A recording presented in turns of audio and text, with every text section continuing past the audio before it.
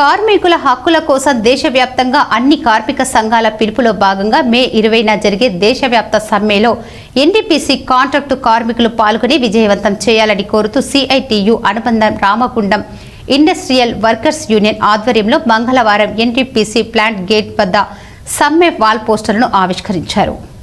ఈ సందర్భంగా యూనియన్ అధ్యక్ష ప్రధాన కార్యదర్శి గిట్ల లక్ష్మారెడ్డి శంకర్ మాట్లాడుతూ కేంద్ర బీజేపీ ప్రభుత్వం కార్మిక వ్యతిరేక విధానాలు మానుకోవాలని, కార్మికులకు నష్టదాయకమైన 4 లేబర్ కోడ్లను రద్దు చేయాలని, అసంఘటిత రంగ కార్మికులకు కనీస వేతనం నెలకు 26,000 రూపాయలు అమలు చేయాలని, గత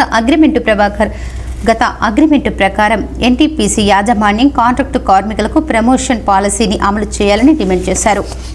ఈరోజు బీజేపీ ప్రభుత్వం వచ్చి రెండోసారి కూడా మరి మోడీ ప్రభుత్వం వచ్చింది. కానీ ఇప్పటి వరకు కూడా కార్మికులకు ఒక్క జీవోను కూడా ఇంతవరకు మరి గెజెట్ చేయలేదు. కనీస వేతనం 26,000 ఉండాలని చెప్పి కార్మిక సంఘాలు దేశవ్యాప్తంగా నిరసన కార్యక్రమాలు జరుగుతూ ఉన్నాయి. అయినా ఈ మోడీ ప్రభుత్వం ఏదైతే పెట్టుబడిదారు వ్యవస్థకు, కార్పొరేట్ వ్యవస్థలకు రాయితీలు ఇస్తుంది తప్ప కార్మిక వర్గానికి కనీస వేతనం ఇవ్వాలన్న సోయి ఇప్పటి వరకు కూడా ఈ మోడీ ప్రభుత్వానికి, బీజేపీ ప్రభుత్వానికి లేదు.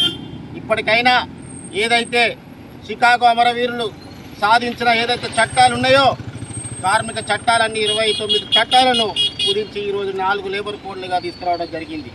ఆ 4 లేబర్ కోడ్లు రావడం వల్ల ఈరోజు కార్మిక వర్గం అంతా మరి ఏదైతే మరి బానిసత్వానికి నెట్టబడే పరిమాణాలు ఉన్నాయి. కాబట్టి వెంటనే ఈ 4 లేబర్ కోడ్లను రద్దు చేయాలని చెప్పి ప్రధానంగా కార్మికులకు కనీస వేతనము 26,000 ఉండే విధంగా గెజెట్ చేసి జీవో విడుదల చేయాలనే ఇతర డిమాండ్లతోని దేశవ్యాప్తంగా మే 20 తారీఖు నాడున దేశవ్యాప్త సమ్మె జరుగుతూ ఉన్నది.